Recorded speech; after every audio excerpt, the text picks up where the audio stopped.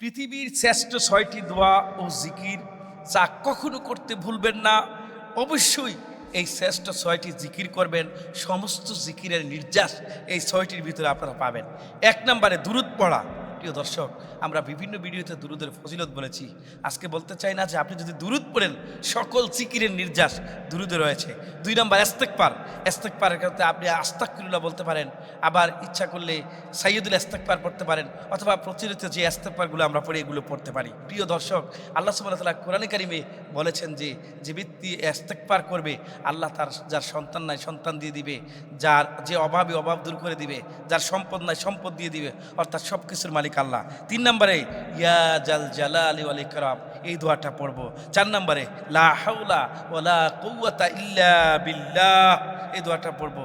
৫ নম্বরে লা ইলাহা ইল্লা আনতা সুবহানাকা ইন্নী কুনতু মিনাজ জালিমিন। সম্মানিত দর্শক, এটা হচ্ছে আসমা আজম বলে থাকি। ৬ নম্বরে আমরা এই দোয়াটা পড়বো, সুবহানাল্লাহি ওয়া আলহামদুলিল্লাহি ওয়া লা ইলাহা ইল্লাল্লাহু ওয়াল্লাহু আকবার। আমরা এই জিকিরগুলো করতে থাকবো। সম্মানিত দর্শক, পৃথিবীর এই শ্রেষ্ঠ ৬টি জিকির আপনি যে কোনো সময়, যে কোনো মোমেন্টে, যে কোনো মুভমেন্টে, যে কোনো জায়গায় আপনি আমি পড়লে অনেক লাভবান হব।